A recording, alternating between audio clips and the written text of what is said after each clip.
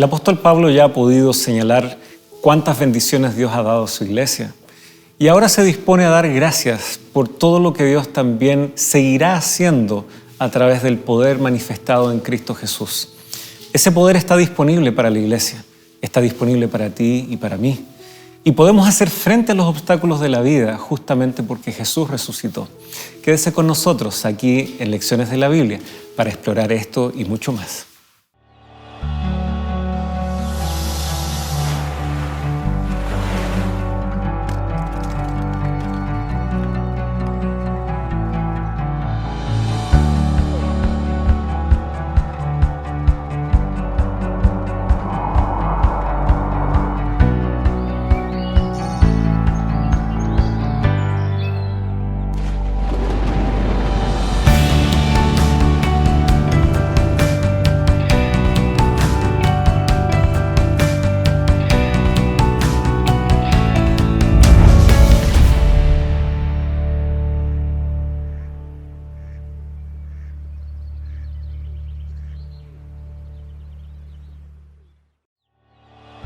Esta semana, el poder del Jesús exaltado. Mediante el Espíritu Santo, los creyentes pueden conocer la incomparable grandeza de su poder hacia los que creemos, según la acción de su potencia. Ese poder Dios lo ejerció en Cristo cuando lo resucitó de los muertos y lo sentó a su diestra en los cielos. Efesios capítulo 1, versículos 19 y 20.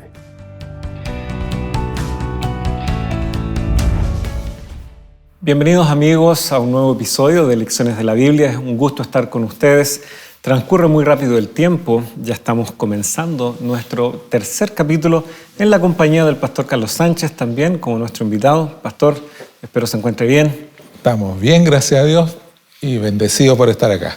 Muy bien, muchas gracias. Y la verdad es un privilegio, queridos amigos, estar con ustedes semana a semana, poder revisar también en los comentarios los cariños que ustedes nos dejan, también los motivos de oración que de diferentes partes del mundo también ustedes pueden compartir. Es bonito ver cómo se forma una comunidad de fieles en torno a la palabra de Dios. Y en esta ocasión vamos a seguir avanzando, progresando en lo que Pablo todavía tiene como mensaje.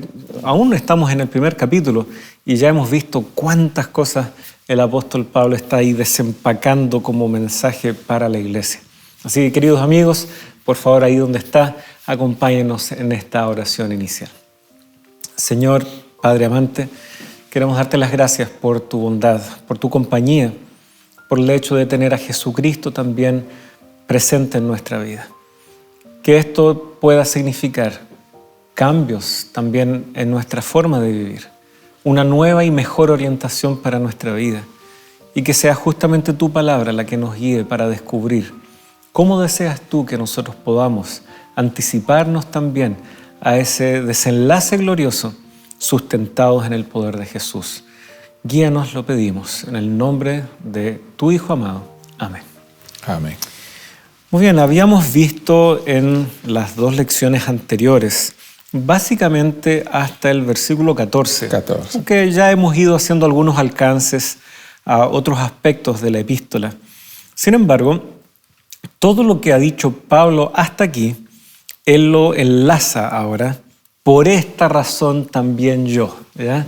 O sea, todo lo que yo he dicho en cuanto a lo que Dios ha hecho, estas bendiciones que hemos recibido de Él, y que en Él tenemos redención, en Él tenemos herencia, en Él, repite esta expresión varias veces, desemboca ahora en esta oración, que básicamente Pablo la da a entender como una oración de acción de gracias, ¿no es cierto? Y es bonito ver esto. Primero Pablo dice, estas son las bendiciones que Dios nos ha dado, por eso podemos agradecer. Es una forma muy sencilla, pero cuánto poder también tiene nuestra vida espiritual. Nunca daremos gracia por nada, al contrario, hay tanto por lo cual dar gracias. Aún hay cosas que ni siquiera uno se da cuenta y percibe y pasa por alto, pero son detalles que de los cuales Dios siempre está pendiente. Por esa razón, en nuestras oraciones nunca debe faltar la acción de gracia, el agradecimiento. Bueno, en sentido general, la oración se presenta aquí como uno de los instrumentos que Dios ha establecido para su iglesia, para sus hijos, de la manera en que nosotros podamos hacer que, como dice la escritora Elena de White, el brazo del Omnipotente se muestre hacia nuestro favor o en nuestro favor. La oración es poderosa, es una herramienta poderosa. Más que todo porque somos conscientes, como dice Pablo, que estamos viviendo en medio de una crisis cósmica, un gran conflicto entre el bien y el mal, que luchamos contra poderes espirituales. Necesitamos aferrarnos fuertemente de la oración. Y aquí justamente al introducir de que por estas razones Él ahora no cesa de dar gracias, Él pasa a explicar, sin embargo, en el versículo 15, que hay elementos muy concretos en los cuales Dios también ha obrado y por los cuales Él también da gracias como apóstol. Leemos en el versículo 15, habiendo oído de la fe en el Señor Jesús que hay entre ustedes, y también de qué cosa, de su amor por todos los santos. Fe en el Señor, amor por los demás. Pablo, aún desde la cárcel, lejos de ellos, sabiendo que su tiempo ya es corto, puede hallar motivos suficientes para dar gracias a Dios porque ve la fe y la perseverancia de otros cristianos. No siempre las gratitudes tienen que ser por algo que esté sucediendo en nuestra vida. Puede también ser motivo suficiente el ver la acción de Dios en la vida de otros. El cristianismo no es una invitación al egoísmo en ningún caso. Y aquí tenemos otro ejemplo de eso. La manera como el apóstol comienza esta oración con acción de gracias nos revela a nosotros la verdadera motivación de acercarnos a Dios a través de la oración. Porque en general nosotros somos muy pedigüeños, es decir, nos acercamos a Dios solo para pedir cuando las cosas no andan bien en nuestra vida o inclusive cuando queremos interceder por alguien. Generalmente es por algún problema que nosotros o alguien más está atravesando. Y es válido acercarse a Dios por esto, pero la principal motivación siempre debe ser el agradecimiento.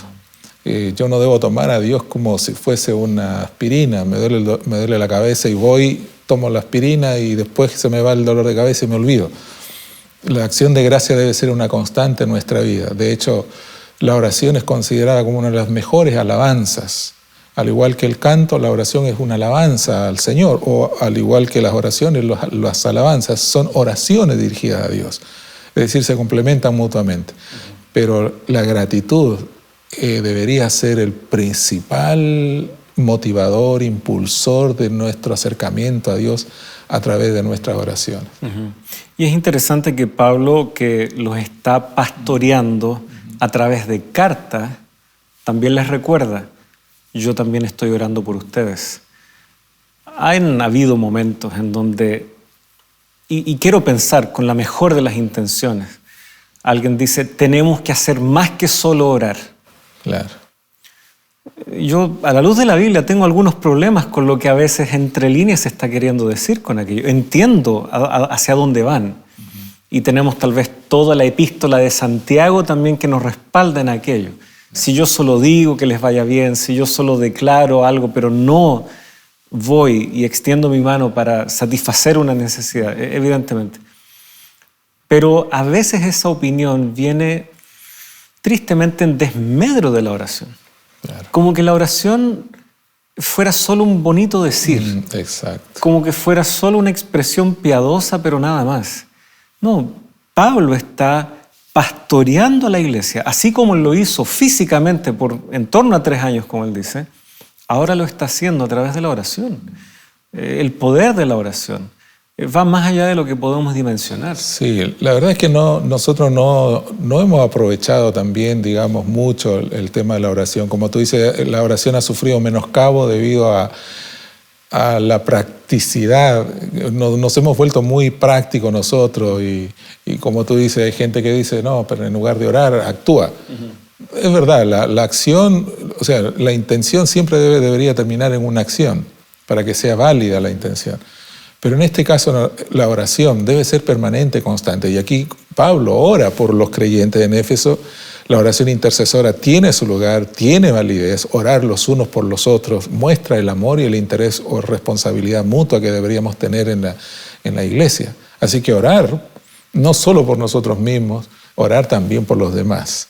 Y Pablo lo ejemplifica aquí, ¿no? Desde la cárcel, orando por su iglesia, porque eso revela una cosa. La oración intercesora revela una cosa, que los otros te interesan, que estás preocupado por los demás. Yo creo que Pablo, estando en la cárcel, con las noticias que recibía de la iglesia en Éfeso, claro que se preocupaba por algunas cosas. Bueno, Pablo comienza, sabía que la iglesia no era perfecta, estaba pasando por problemas, desánimos y como que se estaban apartando un poquito de la palabra. Pero Pablo no comienza reprimiéndolos por eso. Él comienza agradeciendo a Dios dice, agradezco a Dios por vosotros, porque a pesar de todo están ahí perseverando. No resalta los defectos del pueblo, sino todo lo contrario. La virtud de permanecer, de seguir sabiendo que la vida no es fácil, la vida cristiana no es fácil. Así es. Aún así, él puede reconocer que la fe de ellos trasciende, ha logrado, ¿no es cierto?, ser conocida esa fe. Correcto. Similar él puede decir sobre los romanos, la fe es sabido de vuestra fe. Son ciudades grandes, lo que ocurre en ciudades grandes llega a ser conocido en el resto del imperio. Éfeso no era la excepción. Y del amor que ustedes tienen por todos los santos, excelente. Pero el pedido que vemos explícito aquí, verso 17, pido que el Dios de nuestro Señor Jesucristo, el Padre de gloria, les dé espíritu de sabiduría y de revelación en un mejor conocimiento de Él. No sé cuántas veces nosotros realmente oramos, Señor, ayúdame a entenderte mejor. Claro. Como usted decía, nos acercamos a Dios para pedir. Lo que tenemos claro es lo que yo quiero. Eso lo tengo claro. Pero no sé si pedimos para tener más claro cuál es el plan de Dios. Señor, muéstrame tu voluntad. Señor, dame entendimiento para que yo logre discernir tu mano obrando en mi vida. No sé cuánto eso nos preocupa, pero esto sí es una preocupación muy clara en Pablo, porque él sabe que la iglesia solo va a poder afrontar estas dificultades si, como ya hemos visto en otros capítulos ya, logra discernir ese conflicto que hay incluso en las esferas celestes. La iglesia no puede avanzar solo por vista, tiene que avanzar por fe. Y la fe es moldeada por los planes y propósitos de Dios. Esa es una necesidad transversal, atemporal, porque la falta de sabiduría y de conocimiento ha sido latente en todos los tiempos, es una necesidad permanente en nosotros. Primero demuestra que no conocemos ni sabemos todo, tal vez lo mucho o poco que sabemos es apenas un comienzo y hay mucha cosa por conocer. Y la Biblia tiene mucha revelación. Conocer a Dios es nuestro mayor privilegio y este pedido debería ser nuestro constantemente, pedirle al Señor capacidad de conocimiento, entendimiento para comprender mejor su plan, con nosotros, para entenderlo mejor a Él. Creo que la clave en la oración, para evitar que sea una oración egoísta, de pedir solo para mí, aunque este es un pedido para mí, pero es un pedido para conocer mejor a Dios. Discernimiento no solamente para conocer a Dios, sino saber cuál es su voluntad. Creo que los tiempos que estamos viviendo ahora son tan o más peligrosos que la época de los Efesios. Nosotros estamos rodeados de una cantidad de ideologías, de costumbres, tradiciones, y los cambios están sucediendo tan rápido, de manera tan brusca, que de repente nos sorprenden situaciones y no sabemos qué hacer. Ahí es donde tenemos que seguir pidiéndole al Señor sabiduría, conocimiento, para saber discernir las cosas que pasan a nuestro alrededor y tomar las decisiones más sabias, más correctas, ¿no? Y bueno, él ya ha hablado acerca de esto, de las cosas que Dios revela, este misterio, ¿no es cierto?, que ahora está siendo dado a conocer. Ya vimos eso en los versículos previos aquí del mismo capítulo 1. Así que nunca creo llegará el momento en donde el cristiano diga, ya sé todo lo que tengo que conocer. Claro. Dios siempre va a ir revelando y mostrando más cosas. Y por eso creo en el versículo 18, Pablo también vuelve a reiterar mi oración. Él ya ha señalado, verso 17, pido que el Dios, ya él nos está diciendo de que él está también dispuesto a pedir. Ahora él también está solicitando, versículo 18, que los ojos del corazón de ellos sean iluminados. ¿El Claro. corazón tiene ojos? Evidentemente es una metáfora lo que Pablo Sí. está...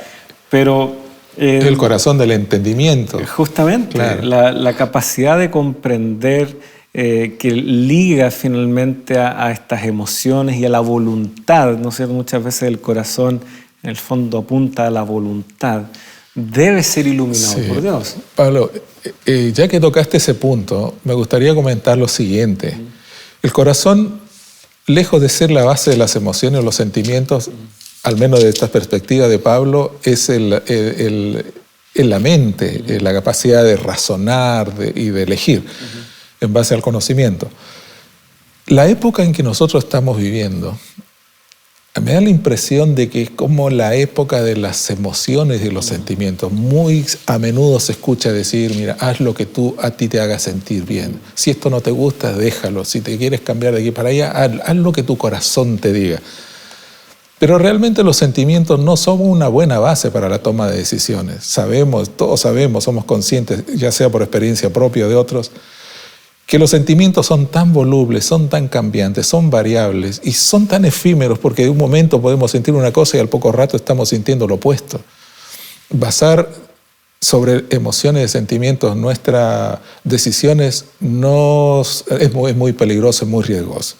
Creo que la invitación de Pablo acá al orar, pedir discernimiento, está hablando de que nuestras decisiones tienen que estar basadas en un escrito, sobre un razonamiento, ¿verdad? Con ayuda del Espíritu Santo en este caso, firme, porque las decisiones basadas en la palabra de Dios, bien razonadas, son más firmes que basadas en los sentimientos o en las emociones. Sí, y justamente eso es lo que Pablo ha señalado, la revelación, la sabiduría de Dios. Esta idea de ojos del corazón y que sean iluminados.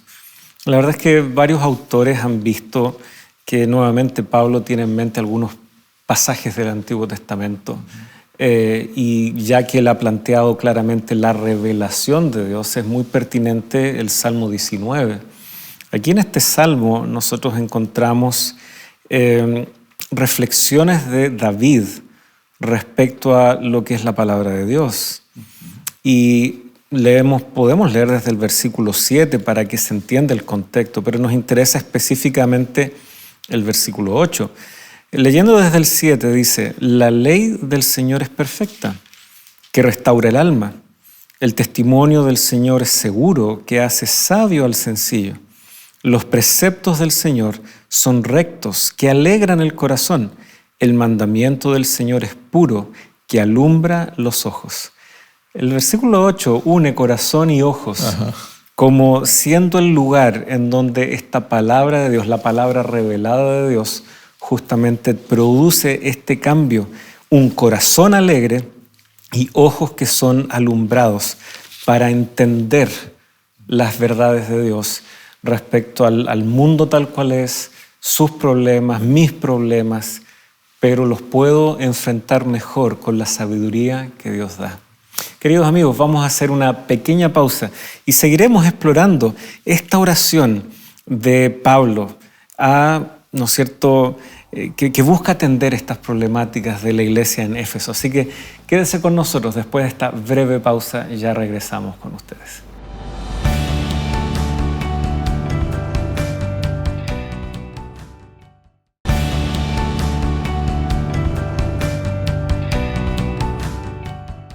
Ya estamos con ustedes nuevamente. Gracias por permanecer en la sintonía de Nuevo Tiempo, canal de esperanza. Estamos felices de poder una vez más saludar a algunos de nuestros amigos. Los mensajes que nos mandan, sin lugar a dudas, también nos dan aliento. Similar un poco, ¿no?, a esta carta de Pablo a los Efesios, como él anima y exhorta a la iglesia a perseverar. Sus saludos también nos animan a continuar semana a semana estudiando con ustedes. Podemos mencionar a nuestra amiga y hermana Edith Cabrera. Ella saluda desde Mendoza, Argentina, y agradece este estudio. Leli Silva también escribe desde Londres. También está muy alegre de estar aprendiendo aquí en este programa Lecciones de la Biblia. Un saludo también desde Uruguay, ¿ya? Usted ha mencionado nación en más de alguna oportunidad. Pastor Nelly Hernández nos saluda desde allí. Salvador Aquino, desde Cárdenas, Tabasco. Fabián Barreiro también lo hemos saludado más de alguna oportunidad. Es un espectador habitual también del programa. Amparo Aguilar, desde Milano, Italia, envía saludos cordiales.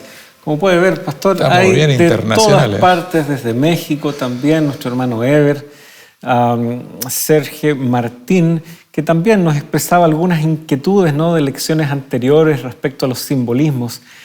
Sin lugar a dudas, cada episodio va arrojando más luz, así que nuestro hermano Sergio no se preocupe, y cualquier cosita puedo darme el tiempo de contestar también ahí en los saludos en el canal de YouTube. De tanto en tanto, amigos, entro ahí, y así que si hay alguna duda o consulta, no duden que teniendo tiempo la sabremos responder. Tenemos entonces delante de nosotros, queridos amigos, este pasaje de los ojos del corazón, ¿no?, que alumbran, nos dan discernimiento. La idea que faltaría complementar es, bueno, discernir y entender, ser alumbrados de parte de Dios y su revelación, pero ¿en qué dirección? Con el foco puesto ¿dónde? Claro, lo primero que menciona, especialmente en el verso 18, capítulo 1, verso 18 de Efesios, dice que debemos orar para que nos percatemos de la esperanza en la que fuimos llamados. La esperanza de recibir un día, ¿verdad?, lo que Dios nos ha prometido, y esto se ve en el futuro. Entonces no perdamos la esperanza de las promesas de Dios, de lo que esperamos. Por otro lado, dice, debemos también estudiar, pedir discernimiento, sabiduría, orar, para percibir las riquezas de su herencia, de su gloriosa herencia que Dios tiene para los santos, considerando la salvación que Dios nos va a dar, pero también considerando que nosotros mismos somos la herencia misma de Dios, que podamos entender mejor eso. Y alguien, solo interrumpir brevemente, alguien podría decir, pero necesito ser convencido de que esta herencia, lo que Dios tiene preparado para nosotros, es mejor. Curiosamente, algunos guiados por ciertas caricaturas de lo que es el cielo, por ejemplo, o la realidad de la tierra nueva, hasta han llegado a pensar de que es un tanto aburrido, ¿no?, estar sentado en una nube tocando un arpa. Pero eso no es lo que Dios muestra respecto a la realidad del cielo, la tierra nueva. Debe nuestra mente ser iluminada por estas otras imágenes que Dios nos transmite en su palabra respecto a lo que será recibir esta herencia y vivir esta experiencia de gloria. Correcto. Bueno, y lo tercero por lo cual dice debemos orar es pidiendo la percepción espiritual acerca de la incomparable grandeza de su poder hacia los que creemos, dice. O sea, orar por el poder de Dios, el poder que está dispuesto y disponible para toda la humanidad. Debemos orar por ese poder también. Y este poder, dice el versículo 20, obró en Cristo cuando lo resucitó de entre los muertos y lo sentó a su diestra en los lugares celestiales. Por lo tanto, es el poder que se vio manifestado en la vida, muerte y resurrección de Jesucristo. La muerte es el enemigo que se ha introducido debido al pecado. Y la muerte también será destruida. Curiosamente, en la teología de Pablo, tanto en Romanos y muchos han identificado que aquí en la carta a los Efesios, el poder que se opone justamente al de Dios y Jesucristo es ese poder del pecado, ¿ya? Es un pecado casi personalizado, ¿no es cierto?, que Pablo está trabajando aquí. Por eso hablábamos de las esferas. En los lugares celestes está Dios, pero también en los lugares celestes están estos poderes antagónicos. Ahí está la esfera de Dios, está la esfera del pecado y de la muerte. Por lo tanto, Pablo lo ve casi en contraposición a la persona de Dios, de Jesucristo. Por lo tanto, lo que él está diciendo aquí es que este es un poder que ha vencido. Ha vencido. Nos haría bien entonces elegir correctamente en qué esfera vamos a estar. Claro. Porque Satanás y todo lo que él representa, eso ha sido vencido. Sí. Y ya hemos visto cómo se introduce este factor tiempo, de que en su debido momento, como leíamos allí en el versículo 10, en el cumplimiento de los tiempos, Cristo viene a revelar esta obra, y en esta espera lo hacemos en el acompañamiento del Espíritu Santo, pero también necesitamos esa iluminación dada por Dios para que entendamos bien el escenario de esta lucha y entendamos de que sí vale la pena perseverar. Además de la resurrección, que creo que es la mayor demostración del poder y la fuerza de Dios, porque ¿cuál es la corona, digamos así, la gloria del pecado? Es la muerte. Porque todos fuimos sometidos al poder del pecado mediante la muerte, y todos, buenos y malos, como decimos, vamos a morir, esta primera muerte que es consecuencia del pecado. Pero cuando Cristo resucitó, claro, fue la mayor demostración de una fuerza insuperable que derrotó al mismo Satanás, o sea, al imperio de la muerte, como dice Pablo. Pero el otro aspecto donde se demuestra la fuerza y el poder de Dios, que está disponible para todos nosotros y que podemos pedirla, reclamarla, por así decirlo, mediante la oración, es cuando Cristo fue entronizado, fue coronado, fue exaltado arriba en el cielo, que eso es lo que Pablo revela aquí en el versículo, ¿cuánto? El versículo 20, ¿cierto? A ver, sí, dice, la cual operó en Cristo, resucitándole de los muertos, una, y segundo, sentándole a su diestra en los lugares celestiales. ¿Qué podríamos decir sobre la exaltación de Cristo? Lo primero que se me viene a la mente es Apocalipsis 5, aquel gran recibimiento y cómo cambiaron las cosas, porque ahí ya lloraban y nadie podía abrir el libro de los 7 sellos, etc. Y de repente aparece un cordero, dice, como inmolado, y que en virtud de su sacrificio ahora puede abrir el libro de los 7 sellos, y ahí Cristo es coronado, es reconocido como el Supremo y se sienta a la diestra de Dios el Padre. Y es un solo trono. Está el Padre y el Hijo juntos sentados en el trono. Por eso al final del libro del Apocalipsis se habla el trono de Dios y del Cordero. No habla tronos por separado, uno para Dios, otro para el Cordero. Es interesante. Es un trono, ¿no es cierto? Y el Hijo se sienta al lado de su Padre, ¿ya? Esta noción finalmente de esa victoria siendo llevada finalmente a esa escena de la entronización es porque Jesucristo tiene todo el poder. El Padre le ha dado todo el poder al Hijo y juntos gobiernan, ¿no es cierto?, nuestro plan de salvación, este maravilloso plan de salvación. La victoria por sobre la muerte es algo que Pablo ha procurado dejar tan claro en la carta a los Efesios, pero también en otras de sus epístolas. Muy conocido es el pasaje allí en 1 Corintios 15, que justamente hablando acerca de la realidad de la resurrección de Jesucristo, llegamos finalmente a los últimos versículos de ese capítulo, en donde Pablo describe cómo seremos transformados y esto mortal será revestido de inmortalidad. Y ahí se cumplirá la palabra que está escrita: devorada ha sido la muerte en victoria. ¿Dónde está, oh muerte, tu victoria? ¿Dónde, oh sepulcro, tu aguijón? Y aquí se conecta un poco con lo que usted estaba diciendo hace un momento. El aguijón de la muerte es el pecado y el poder del pecado es la ley. Pero a Dios gracias que nos da la victoria por medio de nuestro Señor Jesucristo. Esa victoria, ese es verdadero poder. Debe ser el mayor obstáculo que ninguno de nosotros jamás habría podido vencer. Superar esa realidad infranqueable de que el pecado ha introducido muerte y que a través de nuestros esfuerzos, aún tratando de guardar perfectamente la ley nos condenaba igual. Jesucristo ha abierto un camino nuevo y ese camino nos lleva finalmente hasta el propio trono de Dios. Ahora, ese poder, esa fuerza, esa potencia de Dios está a nuestra disposición. Me pregunto, ¿por qué muchas veces somos tan frágiles y débiles frente al pecado, a las tentaciones, a las pruebas, a las dificultades? ¿Por qué no tenemos esa fuerza de Dios que está a disposición, pero por qué no la tenemos con nosotros?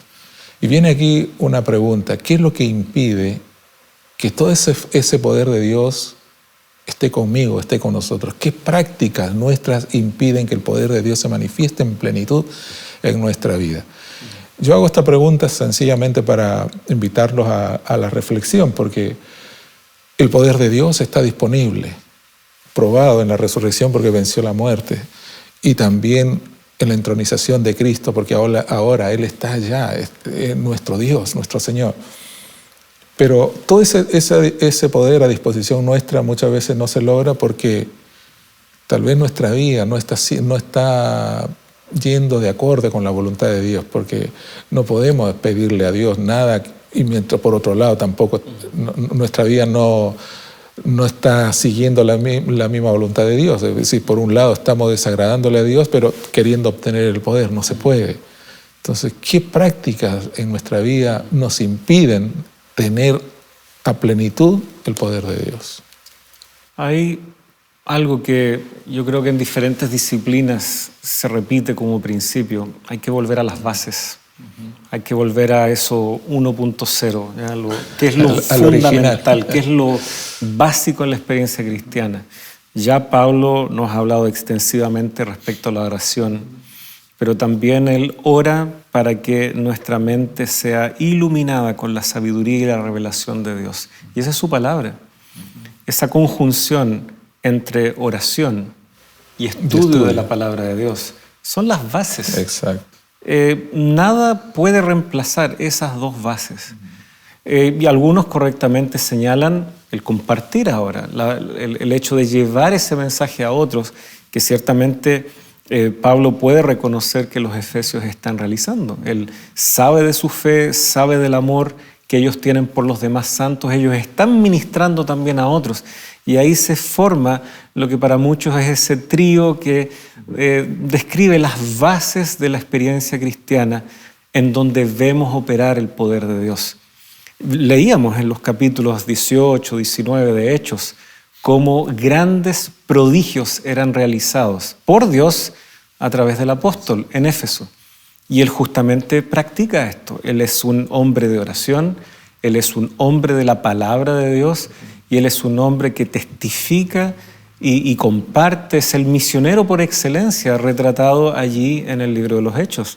Así que estos tres elementos que ahora están aquí como antesala a finalmente esta declaración que ese poder de Jesucristo también ahora puede obrar en nosotros, como lo vemos en el capítulo 2, en donde se nos muestra que nosotros también podemos sentarnos a la diestra junto con Él, ahí en el versículo 6, 2:6. Entonces, volver a las bases. A veces complicamos demasiado la experiencia cristiana, pensando de que tal vez algo nuevo tengo que descubrir, alguna nueva experiencia tengo que tal vez vivir. No. Lo que Dios va a hacer cuando alumbre los ojos de nuestro corazón es llevarnos a las bases, su palabra, a una vida de devoción a través de la oración. Y por qué no, está en el contexto aquí, una vida de servicio y de amor a los demás. Es lo que ha venido diciendo Pablo desde el comienzo.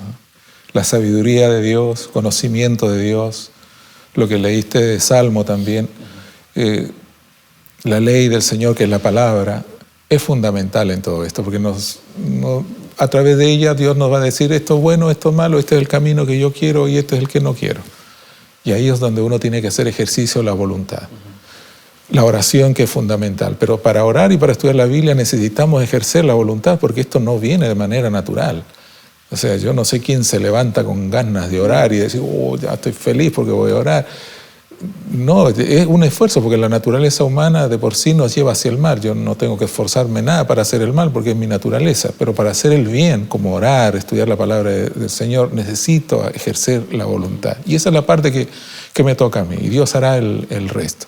Lo propio también para testificar.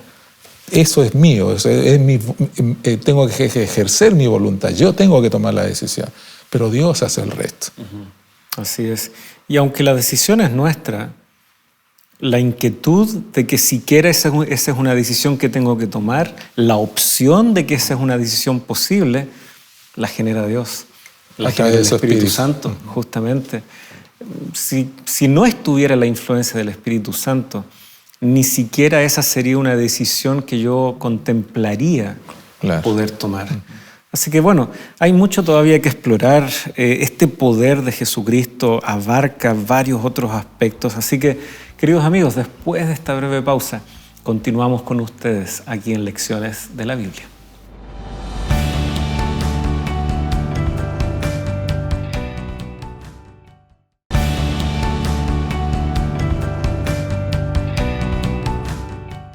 Hola amigos, antes de continuar con el tema de hoy, quiero preguntarte algo. ¿Alguna vez has tenido dudas con respecto a la ansiedad, la depresión o la salud mental?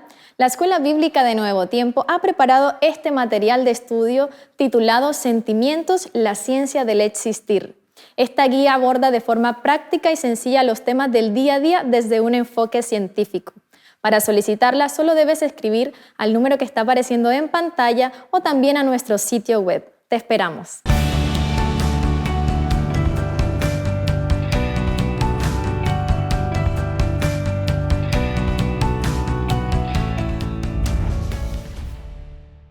Continuamos junto a ustedes aquí en Lecciones de la Biblia y estábamos hablando aquí con el pastor Carlos sobre el poder de Dios manifestado justamente en la resurrección de Jesucristo. Pero esto se ramifica también a la experiencia del cristiano. Ahora, ¿será que el poder de Dios manifestado en Jesucristo opera solo en ciertas esferas? ¿Será que ese poder está disponible para nosotros solo bajo ciertas condiciones? Evidentemente no es que yo diga, Señor, dame ese poder para, no sé, y ahí nos surge nuevamente el egoísmo y otra cosa y tenemos algún plan muy propio y personal. Pero este poder, tal como se lo describe, está por encima, dice el versículo 21, de todo principado, autoridad, poder, dominio. Entonces, ¿qué abarca esto? ¿Qué es todo?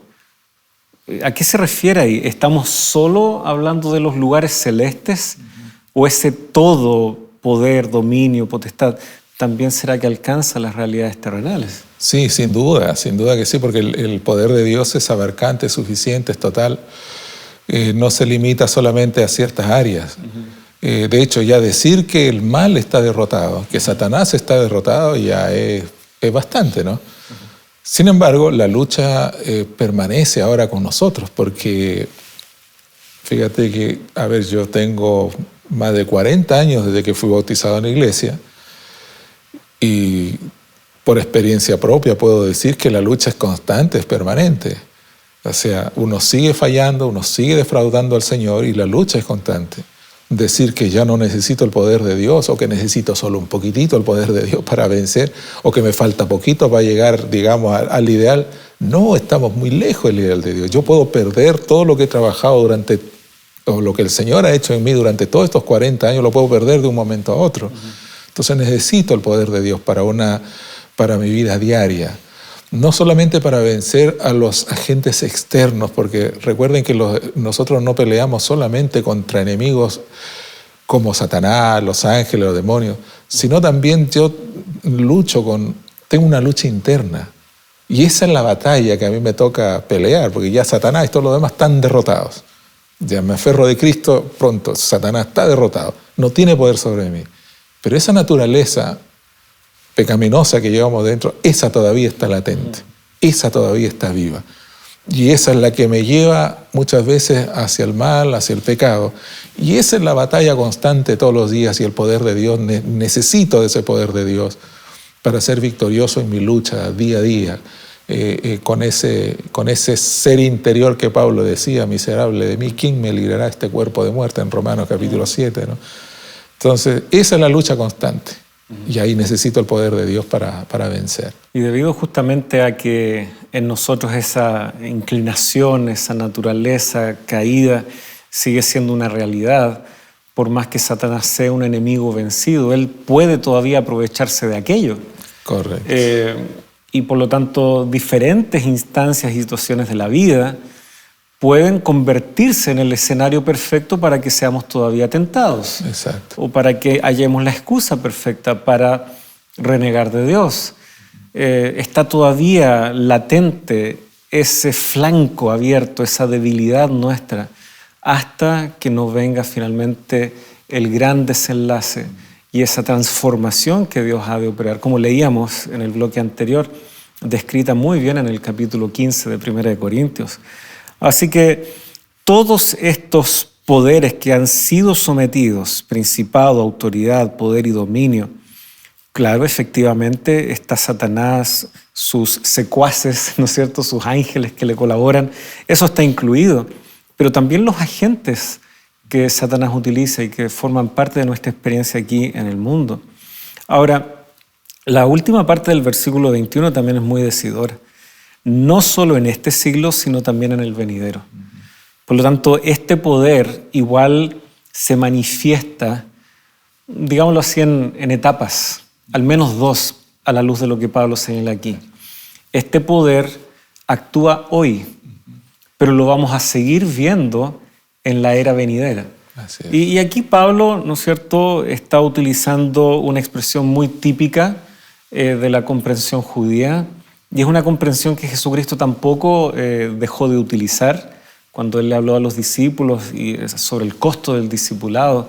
Él les dijo, no haya quien, habiendo dejado padre, madre, etc., no reciba 100 veces más aquí, pero mucho más en el siglo venidero, ¿ya? Por lo tanto, este siglo, el que viene, dos realidades temporales muy claras. Mientras estamos ahora en este siglo, vemos todavía la presencia del mal. Y por eso vemos que el poder de Dios se manifiesta frenando, refrenando la acción del mal. Pero el mal sigue estando presente. O si no, no tendríamos una iglesia desanimada. O si no, no tendríamos necesidad de la oración intercesora de Pablo. Podríamos decir, ya está todo resuelto. Aceptamos a Jesucristo, ¡pum! Ya estamos viviendo en otra esfera. No, todavía estamos en este siglo, dice Pablo. Y por lo tanto el poder de Dios se manifiesta en un escenario. Una vez que lleguemos al siglo venidero, la intervención de Dios, segunda venida en adelante, ese poder de Dios lo vamos a experimentar en un escenario tanto mejor, en donde el poder del pecado ya no va a estar y sin embargo será el poder de Dios el que seguirá sustentando el universo y nuestra vida. Exacto, donde Satanás y todas sus huestes serán destruidas. Porque ahora está la presencia del poder del mal, digamos, es latente igual, aunque derrotado, pero está latente. Pero un día será destruido al comenzar el siglo venidero. Por otro lado, también la lucha interna desaparecerá, porque como dice Pablo, seremos transformados en un abrir y cerrar de ojos. O sea, esa naturaleza, una vez destruido el pecado, la naturaleza también desaparece de nosotros en el siglo venidero. Ahí no habrá nada que pueda impedir, ¿verdad?, en su plenitud ser bendecidos con el poder de Dios. Así es. Por lo tanto, estos versículos, yo trato de imaginar, los cristianos en Éfeso saben que quien escribe esto está en la cárcel. Al parecer, esas cadenas, esos muros, esos grilletes han sido más poderosos que Dios guiando a su apóstol. Pero Pablo les dice, por favor, no se confundan. Esta es una realidad propia de este siglo, pero viene el venidero. Ahí es donde el desenlace, ahí es donde las últimas palabras realmente serán escritas. No se dejen engañar por verme a mí en cadenas, no se dejen engañar por verme a mí en una prisión. El poder de Dios se está manifestando igual. Entonces, nuevamente, esta tensión entre lo que nos toca vivir a nuestra experiencia futura y definitiva, no vaya a ser que esto que es pasajero nos impida ver lo que será duradero y eterno. El poder de Dios está presente igualmente entre nosotros, aunque a veces está revestido en debilidad, tal como le está tocando a Pablo, apóstol en cadenas, apóstol en la cárcel, y sin embargo él puede decir, esta es su gloria para ustedes. Pablo, ¿qué podríamos decir acá de lo que dice el versículo 22, donde dice que y sometió todas las cosas bajo sus pies y lo dio por cabeza sobre todas las cosas a la iglesia? ¿Cuál es el papel de la iglesia en todo esto, en este conflicto, esta lucha entre el bien y el mal? Sabemos que la iglesia es el instrumento que Dios ha establecido en esta tierra para disminuir un poco el impacto del mal sobre los creyentes y de hecho para salvar y redimir a la persona, el medio señalado por Dios. Pero más allá de esto, ¿qué papel juega la Iglesia en el tema de la salvación y en la lucha contra el mal? Bueno, algo ya adelantaba usted mismo en sus palabras, ¿no? En la iglesia ocurren muchas cosas. La iglesia es de por sí el escenario, por lo tanto, en donde si en algún lugar se va a manifestar el poder de Dios, la agencia, el medio a través del cual eso finalmente ocurre, y Dios prefiere de hecho que así sea, es la iglesia. Los mismos efesios habrían recordado que fue la presencia del apóstol la que fue instrumental para esos milagros. Claro. Fue la predicación del apóstol la que finalmente derriba y hace inútil todos esos libros de magia que ellos están dispuestos a quemar. Es esa mediación por medio de la iglesia en donde esa autoridad dada a Jesucristo también se manifiesta aquí en la tierra. Ha sido muy tentador para las teologías de algunas denominaciones querer abrogarse esto y decir, bueno, nosotros representamos a Dios aquí en la tierra y aquí se dice lo que... No, esta es una autoridad delegada. Y es una autoridad delegada a la iglesia en la medida que se mantenga, como dicen los versículos previos, iluminados por la revelación, la verdad, ¿no es cierto?, la sabiduría dada por Dios.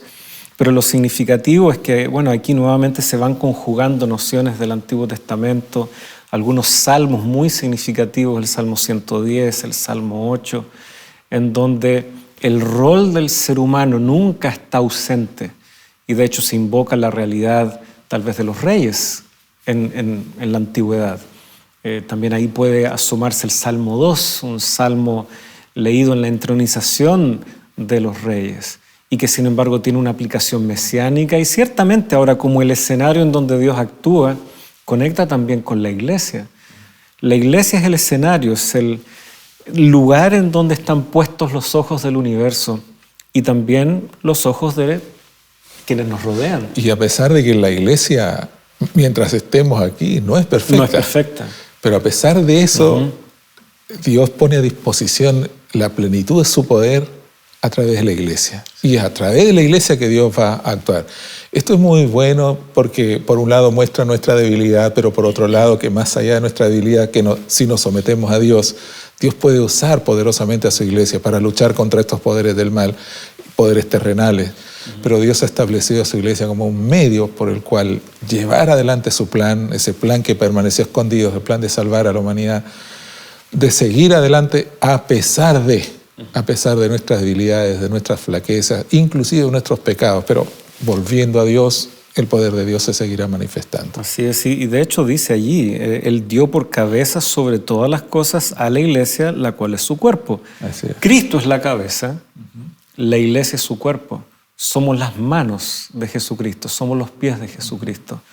Y por eso vemos que en el libro de los Hechos, en el cual ya vimos, ¿no es cierto?, el paso de Pablo por Éfeso, vemos también la experiencia de la iglesia temprana, cómo se servían unos a otros, cómo se ministraban unos a otros, cómo perseveraban en la palabra, cómo se obraban grandes milagros que cautivaban la atención de la gente y los llevaban a preguntar, por favor, explíquenos qué está pasando. Y ahí ellos tenían la oportunidad de presentar el Evangelio de Jesucristo. Pasa por la iglesia, ocurre en la iglesia, Dios se manifiesta en la iglesia. ¿Perfecta esta iglesia? Si nosotros leemos detalladamente el libro de los Hechos, no era una iglesia perfecta. No. El capítulo 6 nos demuestra que habían ciertas tensiones en cómo eran atendidas las viudas. El capítulo 5 nos presenta un episodio triste, ¿no? Un matrimonio que busca defraudar a Dios. ¿Era una iglesia perfecta? No, no lo era. Era una iglesia perfectible, llamada a ser perfecta. Y Dios, sin embargo, no renuncia a este ideal de trabajar a través de su iglesia y manifestar su poder en ella. Por lo tanto, esta analogía, esta metáfora tal vez que Pablo está señalando, Cristo la cabeza, la iglesia su cuerpo, debe hacernos entender el alto privilegio que Dios nos ha dado, un privilegio que humanamente hablando de seguro no merecemos, pero Dios ha preferido trabajar a través de nosotros. De la iglesia. Y termina diciendo acá que esta autoridad ahora es dada en plenitud, ¿no es cierto? Leemos allí, Él dio por cabeza sobre todas las cosas a la iglesia, ¿no es cierto? Esta autoridad dada a Cristo, la cual es su cuerpo, es dada a la iglesia, que es su cuerpo, la plenitud de aquel que lo llena todo en todo. Y esto de lo pleno que llena todo, nuevamente yo creo que Pablo debe estar pensando y aludiendo a la realidad de cómo la presencia de Dios llenó el templo. Cuando se inaugura, ¿no es cierto?, el templo allí en el Antiguo Testamento, todo pasa a ser llenado por su gloria. Bueno, eso está ocurriendo ahora en la iglesia. ¿Tenían templo? No, estaban en casas, pero son la iglesia. Y Dios llena toda su experiencia.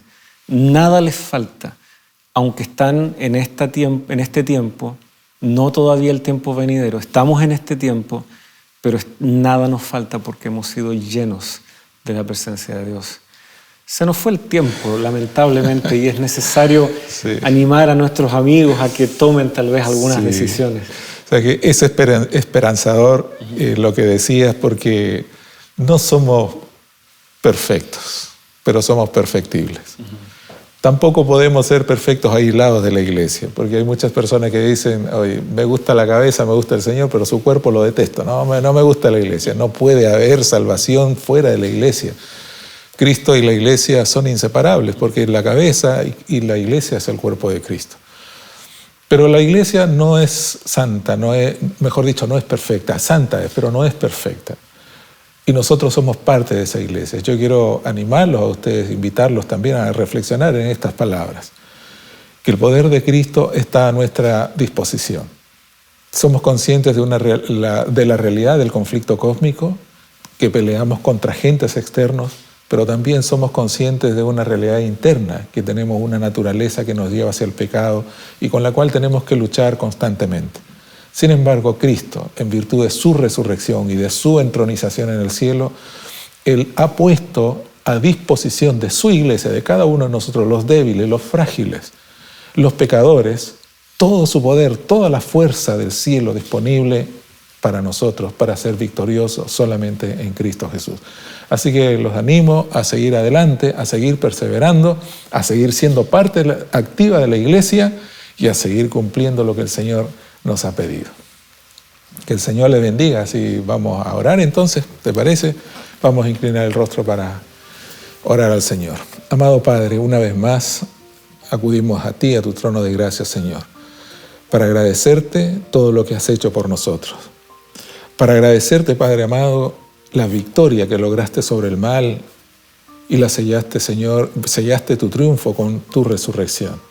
Agradecerte también, Señor, porque ahora estás en el cielo, no ajeno a nuestras realidades acá en la tierra, sino más dispuesto que nunca, Señor, para seguir ayudándonos y poniendo a disposición, Señor, todo tu poder para bendición de tu iglesia. Bendice a cada uno de tus hijos en este día, te lo pedimos por Jesús. Amén. Amén. Gracias, pastor, y queridos amigos, queda abierta la invitación para un próximo episodio, un siguiente capítulo, aquí en Lecciones de la Biblia.